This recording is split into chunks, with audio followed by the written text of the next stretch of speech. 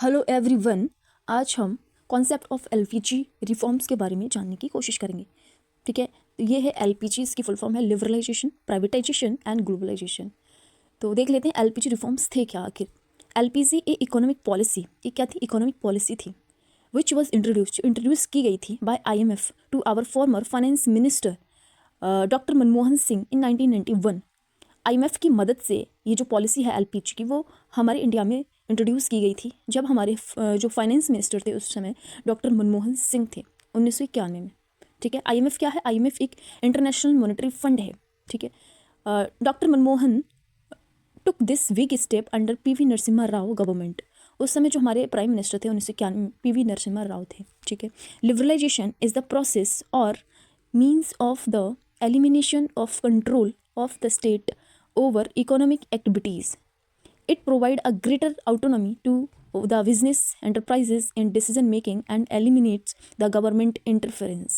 Liberalization एक प्रक्रिया है जो एलिमिनेट करती है control of state over economic activities. जो राज्यों के कंट्रोल होते हैं इकोनॉमिक एक्टिविटीज़ पर, उनको एलिमिनेट करती है। ठीक है, ये क्या उपलब्ध कराती है? एक ग्रेटर ऑटोनॉमी उपलब्ध कराती है टू बिजनेस एंटरप्राइज जो बिजनेस एंटरप्राइजेस हैं उनको एक ऑटोनॉमी देती है। ठीक है, इन डिसीजन मेकिंग, कि वो अपना निर्णय खुद ले सकें। ठीक है, और एलिमिनेट्स द गवर्नमेंट इंटरफेरेंस, और गवर्नमेंट का वहाँ पर जो इंटरफेरेंस है वहाँ पर उसको हटा सकें। ठीक है, नेक्स्ट है there has been drastic change in the Indian economy with the help of liberalisation. Bharat की इकोनॉमी में, भारत की अर्थव्यवस्था में बहुत बड़ा चेंज देखने को मिला जब लिबरलाइजेशन की हमने मदद ली। The government too has regulated the private sector organization to conduct business transaction with fewer restriction. For developing countries, liberalization has opened economic border to foreign companies and investors. Earlier, the investor had to face difficulties to enter countries with many barriers. ये liberalisation basically होता क्या है? ये जो होता है, जो businessman होते हैं उनको एक ऑटोनॉमी देता है, उनको ये स्वतंत्रता देता है कि वो जो है वो काम कर सकें बहुत सारे सेक्टर्स में, बिजनेस सेक्टर्स में। ठीक है, और जो फॉरेनर्स होते हैं उनके लिए ओपन कर दी जाती है कंट्री के बॉर्डर, ताकि वो आकर हमारे भारत में, किसी भी देश की ले लो, हमारे भारत में वो इन्वेस्ट कर सकें, वो खुद की कंपनीज खोल सकें, वो इन्वेस्ट करेंगे जिससे जॉब क्रिएशन होगा। ठीक है, और कंपनीज़ को काफ़ी फ़ायदा होगा। ठीक है, और फिर लिखा है these barriers include tax laws, foreign investment restrictions, according regulations and legal issues. ये बहुत सारे वेरियर्स हो सकते हैं, इन सब को तोड़कर जो फॉरेनर हैं वो हमारी कंट्री में इन्वेस्ट कर सकते हैं।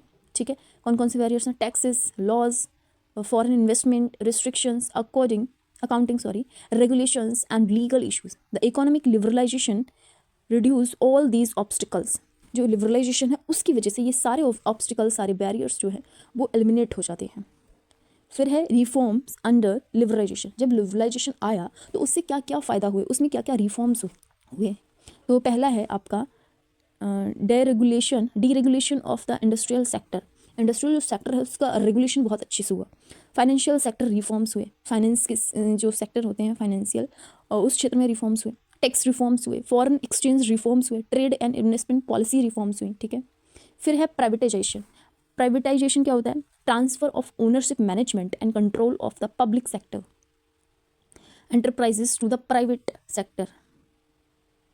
जो पब्लिक सेक्टर से वहाँ से जो कंट्रोल है वो किसको दे देना? प्राइवेट सेक्टर को कंट्रोल दे देना। ठीक है, उनको ओनरशिप दे देना प्राइवेट सेक्टर को। निजी जो कंपनीज होती हैं उनको एक ओनरशिप दे देना कि आप इसको संभालो। ठीक है, जब भी कोई कंपनीज है, कोई भी इंडस्ट्री है, उसको प्राइवेट तरीके से, निजी तरीके से जब उसकी देखभाल की जाती है तो वो ज़्यादा अच्छे से हो पाती है। ठीक है, transfer ownership bye 2 veg.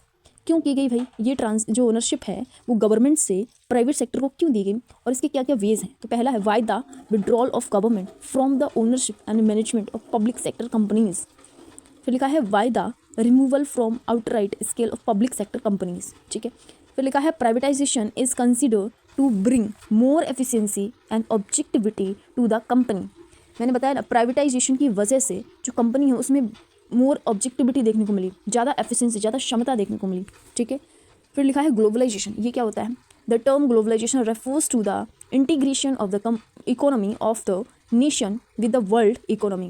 It is a result of collection of multiple strategies that are directed at transforming the world towards a greater interdependent and integration by the growth of foreign investment, increase economy get improved. Globalisation इसका मतलब ही है global, हमें global level पर अपनी economy को improve करना है। ऐसे होगा कैसे कि जो बाहर की कंपनीज़ हैं उनको हम अलाउ करें अपने देश में आके इन्वेस्ट करने का, ठीक है, ताकि हमारे देश में जो इनोवेशन बढ़े, हमारे देश में जो जॉब क्रिएशन है वो बढ़े, ठीक है। फिर लिखा है it also had a tremendous impact on the social, mandatory, culture and political areas. इससे क्या हुआ, हमें बहुत सारे जो प्रभाव हैं वो देखने को मिले, चाहे वो समाज के क्षेत्र में हो और मॉनेटरी और कल्चर और पॉलिटिकल एरियाज़, ठीक है। Globalisation is free exchange of goods, services and materials among nation. ये क्या है, फ्री ट्रेड एग्रीमेंट समझ लीजिए। इससे क्या होता है, जो गुड्स हैं, जो सर्विसेज हैं, वो एक कंट्री से दूसरी कंट्रीज में ट्रांसफ़र की जाती हैं।